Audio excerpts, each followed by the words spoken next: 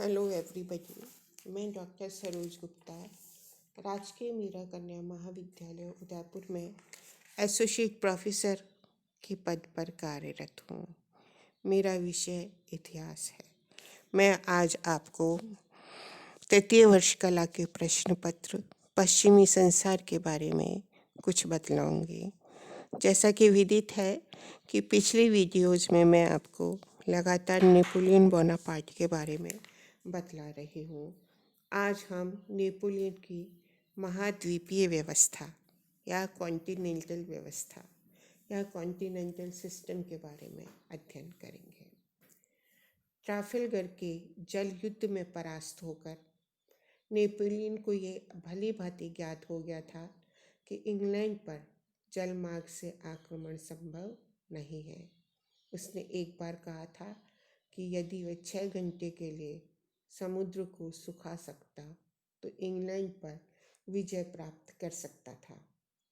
वास्तव में उस समय इंग्लैंड विश्व की सबसे बड़ी जल शक्ति होते हुए भी नेपोलियन की स्थिर शक्ति का सामना नहीं कर सकता था।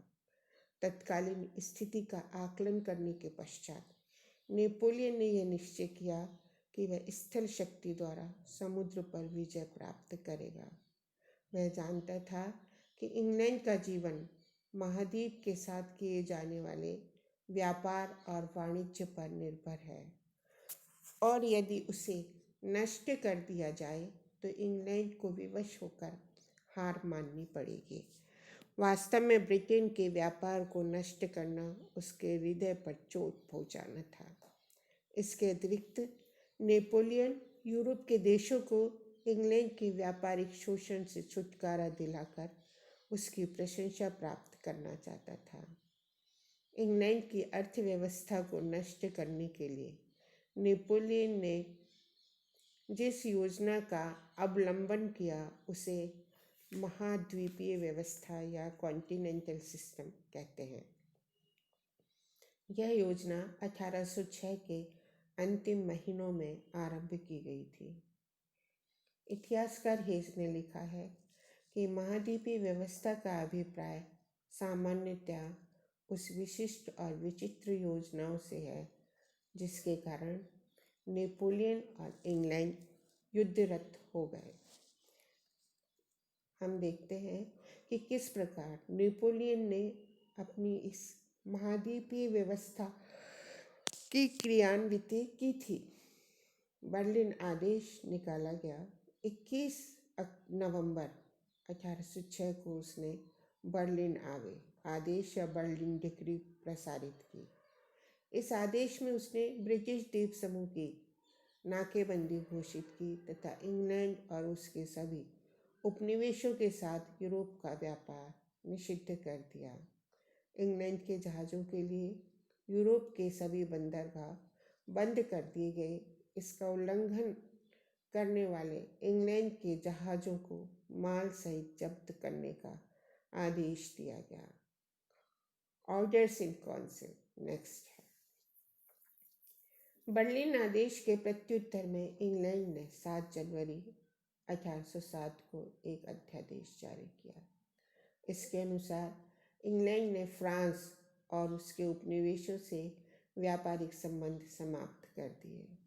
तटस्थ देशों के जहाज़ों को ब्रिटिश बंदरगाहों में व्यापारिक लाइसेंस लेना अनिवार्य कर दिया गया। इसके बाद है मिलान आज्ञा पत्र। नेपोलियन ने आदेश दिया कि कोई भी जहाज चाहे वह किसी भी देश का हो, यदि वह अंग्रेजी बंदरगाह से होकर यूरोप आएगा तो उसके माल को जब्त कर लिया जाएगा। फॉन्टेनेब्लो आदेश। नेपोलियन के आदेशों का पालन करने से अनेक यूरोपीय देशों को आर्थिक हानि पहुंची, अतः इंग्लैंड के साथ उनका चोरी छुपे व्यापार होने लगा। अक्टूबर 1810 में इस आदेश ने ऐसे देशों को पुनः चेतावनी दी कि यदि वो महाद्वीपीय व्यवस्था को नहीं मानेंगे तो फ्रांस के द्वारा उनके विरुद्ध कड़ी कार्रवाई की जाएगी। महाद्वीपीय व्यवस्था को सफल बनाने के लिए नेपोलियन ने कई कार्य किए। नेपोलियन जानता था कि उसकी योजना की सफलता यूरोप के समस्त देशों के सहयोग पर निर्भर है। रूस ने उसे सहयोग देने का वचन दिया। ऑस्ट्रिया और प्रशा को वह हरा चुका था, अतः उन्होंने इसे मान लिया। नेपोलियन ने फ्रांस और उसके अधीनस्थ राज्य जैसे राइन का संघ, वारसा की जूची और वेस्टफैलिया में अपने आदेशों को तुरंत लागू कर दिया। पोप के मना करने पर नेपोलियन ने 1810 में उसे बंदी बना लिया। 1808 में उसने अपने भाई जोसेफ को स्पेन का राजा भी बना दिया। इंग्लैंड ने महाद्वीपीय व्यवस्था का प्रबल विरोध किया। उसकी सशक्त जल सेना ने यूरोपीय बंदरगाहों पर इतनी जबरदस्त नाकेबंदी की थी कि यूरोप का संबंध उसके उपनिवेशों से टूट गया। यूरोप से माल आना जाना असंभव हो गया। यूरोपीय व्यापारियों का व्यापार चौपट हो गया और यूरोपीय जनता भयंकर संकट में पड़ गई। अब इसका यूरोपीय या महाद्वीपीय व्यवस्था का क्या प्रभाव पड़ा यूरोप के देशों पर, हम देखते हैं। इंग्लैंड की आर्थिक व्यवस्था पर इसका हानिकारक प्रभाव पड़ा। माल के अत्यधिक उत्पादन के कारण व्यापारी व उद्योगपति घबरा गए। इंग्लैंड में बेरोजगारी बढ़ गई। उस समय इंग्लैंड अन्न का आयात करता था, किंतु दूसरे देशों से अन्न न मिलने और देश में फसल खराब होने से इंग्लैंड में भुखमरी की स्थिति पैदा हो गई थी। किंतु इंग्लैंड अपने दृढ़ निश्चय पर अटल रहा। उसने यूरोप के देशों की समुद्री नाकाबंदी जारी रखी। धीरे धीरे कई यूरोपीय देशों ने उससे चोरी छुपे माल मंगाना और भेजना प्रारंभ कर दिया।